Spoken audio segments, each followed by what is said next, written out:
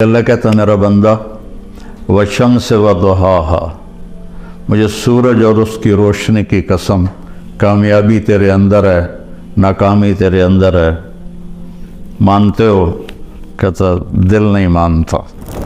پھر اللہ کہتا ہے والقمر اذا تلاہا، مجھے چاند کی قسم جب وہ پیچھے آتا ہے، کامیابی تیرے اندر ہے، ناکامی تیرے اندر ہے، سمجھ میں آئی ہے بات؟ کہتا نہیں آئی۔ تو پھر اللہ قسم اٹھاتا ہے واللیل اذا یغشاہا، مجھے رات کی قسم جو چھا جاتی ہے، کامیابی تیرے اندر ہے، ناکامی تیرے اندر ہے، اب مانتے ہو کہ نہیں مانتے؟ پھر اللہ کہتا ہے والنہار اذا جلاہا، مجھے دن کی قسم اور اس کی روشنی کی قسم، کامیابی تیرے اندر ہے، ناکامی تیرے اندر ہے، مانتے ہو؟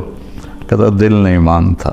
پھر اللہ کہتا ہے والسماء وما بناہا، اب اپنے آپ کو لے کر آئے، مجھے آسمان اور آسمان کے رب کی قسم، مانتے ہو؟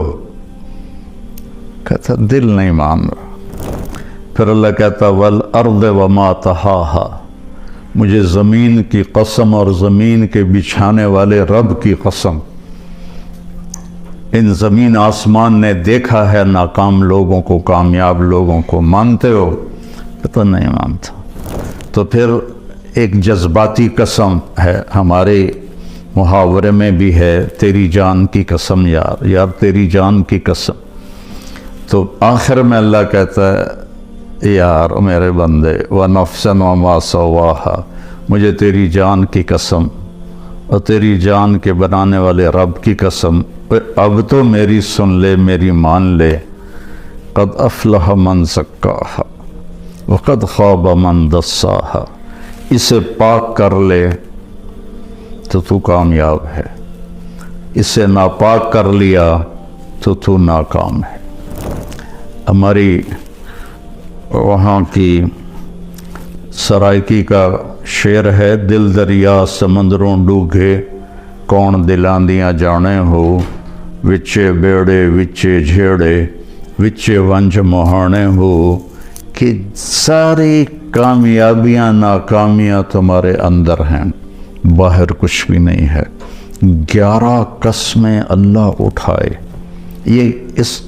اس کا سکیچ مجھے یوں نظر آتا ہے کہ اللہ کہتا ہے میرا بندہ وشمس و ضحاہا، مجھے سورج اور اس کی روشنی کی قسم، کامیابی تیرے اندر ہے، ناکامی تیرے اندر ہے، مانتے ہو؟ کہتا دل نہیں مانتا۔ ادھر تو بڑی بڑی گاڑیوں والے ہیں اور آئے تھے وہ فیکٹریوں میں کام کرنے، اور وہ بڑے بڑے نواب بنے بیٹھے ہیں، دل نہیں مانتا۔ پھر اللہ کہتا ہے والقمر اذا تلاہا، مجھے چاند کی قسم جب وہ پیچھے آتا ہے، کامیابی تیرے اندر ہے، ناکامی تیرے اندر ہے، سمجھ میں آئی ہے بات؟ کہتا نہیں آئی۔ تو پھر اللہ قسم اٹھاتا ہے واللیل اذا یغشاہا، مجھے رات کی قسم جو چھا جاتی ہے، کامیابی تیرے اندر ہے، ناکامی تیرے اندر ہے، اب مانتے ہو کہ نہیں مانتے؟ پھر اللہ کہتا ہے والنہار اذا جلاہا، مجھے دن کی قسم اور اس کی روشنی کی قسم، کامیابی تیرے اندر ہے، ناکامی تیرے اندر ہے، مانتے ہو؟ کہتا دل نہیں مانتا۔ پھر اللہ کہتا ہے والسماء وما بناہا، اب اپنے آپ کو لے کر آئے، مجھے آسمان اور آسمان کے رب کی قسم، مانتے ہو؟ کہتا دل نہیں مان رہا۔ پھر اللہ کہتا والارض وما طحاہا، مجھے زمین کی قسم اور زمین کے بچھانے والے رب کی قسم، ان زمین آسمان نے دیکھا ہے ناکام لوگوں کو، کامیاب لوگوں کو، مانتے ہو؟ کہتا نہیں مانتا۔ تو پھر ایک جذباتی قسم ہے، ہمارے محاورے میں بھی ہے، تیری جان کی قسم یار، یار تیری جان کی قسم۔ تو آخر میں اللہ کہتا ہے یار میرے بندے وَنَفْسًا وَمَا سَوَّاهَا، مجھے تیری جان کی قسم اور تیری جان کے بنانے والے رب کی قسم، اب تو میری سن لے، میری مان لے، قد افلح من زکاہا وقد خاب من دساہا، اسے پاک کر لے تو تو کامیاب ہے، اسے ناپاک کر لیا تو تو ناکام ہے۔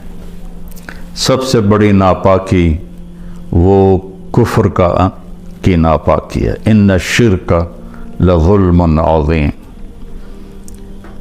والکافرون هم الظالمون، اللہ کا انکار کرنے والے وہ سب سے بڑے ظالم ہیں، اور سب سے بڑی یہ ناپاکی ہے جس میں انسان ایسا ہی ہے جیسے گندگی کے گٹر میں کوئی گرا ہوا ہو تو اس کا پورا وجود بدبودار ہو جاتا ہے۔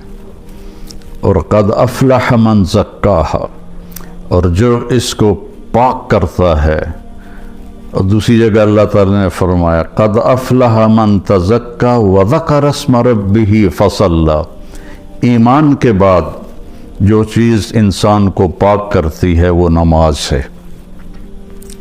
ایمان کے بعد جو چیز انسان کو پاکیزہ بناتی ہے وہ نماز ہے۔ اللہ تعالیٰ نے کوئی 700 دفعہ قرآن میں مختلف انداز میں نماز کا ذکر کیا ہے۔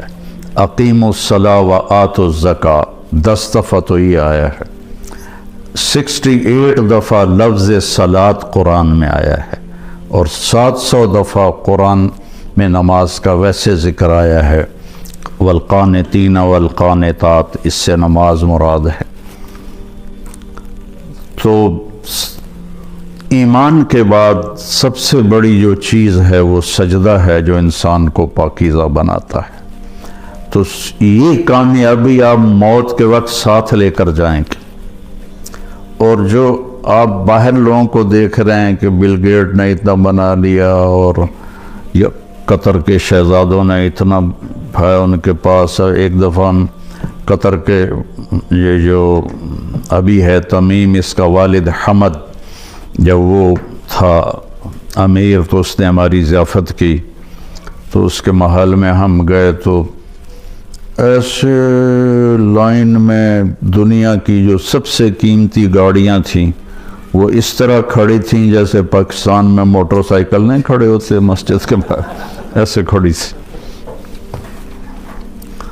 پورے پاکستان کا بجٹ شاید تھا جو وہاں گاڑیاں کھڑے تھے۔ لیکن موت کے وقت وہ ایک چھوٹی سی چارپائی پہ اٹھا کے اس کو زمین میں دبا دیا جائے۔ ایک دفعہ ہماری جماعت گئی ایک گاؤں میں، تو مسجد تھی چھوٹی، تو اس کے ایک کونے میں وہ جنازے والی چارپائی پڑی تھی۔ تو ایک ساتھی کو لازمی اس پہ سونا تھا چونکہ جگہ تنگ تھی، اور سردیوں کے دن تھے، یہ بھی نہیں باہر سو جائیں، تو کوئی بھی نہیں سو رہا۔ تو میں نے کہا میں سوتا ہوں، میں نے بڑی دلیری دکھائی، میں سو گیا، مجھے ساری رات نیند نہیں آئی۔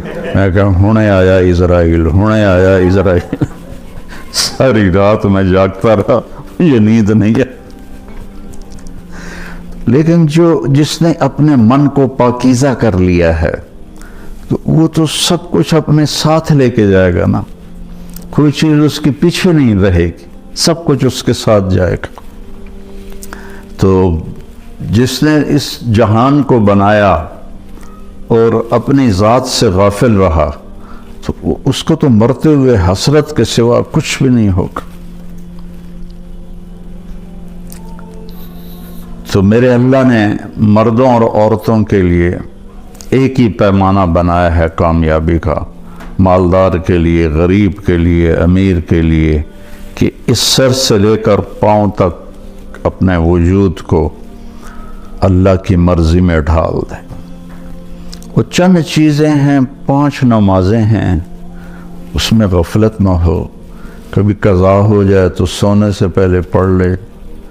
سال کے بعد روزے آتے ہیں جو ہماری پورے باڈی کی اوور آلنگ کر دیتے ہیں، اور اس کے بعد پھر نوافل ہیں وہ اللہ نے آپ سے مانگے نہیں، ٹوٹل جو اللہ نے ہم سے حساب لینا ہے وہ 17 رکعات ہیں، جو فرض کی 17 رکعات ہیں، 2 فجر کے، 4 ظہر کے، 4 عصر کے، 3 مغرب کے اور 4 عشاء کے، ان 17 رکعات کا حساب ہے۔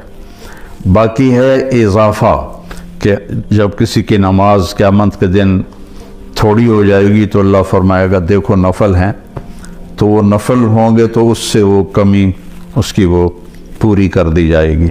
تو اس لیے میرے نبی نے 12 نوافل مستقل ساری زندگی پڑھے سفر کے علاوہ گھر پر، جنہوں کو ہم سنت موقدہ کہتے ہیں، اور ایک آپ نے اشراق کے 2 نفل ساری زندگی پڑھے، اور ایک تہجد آپ نے ساری زندگی پڑھی، اور 11 رکعات اپنی امت پہ مشقت کو نہیں ڈالا، 11 رکعات۔ عبادت کی کثرت مطلوب نہیں ہے، اچھے اخلاق اور لوگوں کی خدمت و محبت اور ان کے لیے خیر خواہی یہ مطلوب ہے۔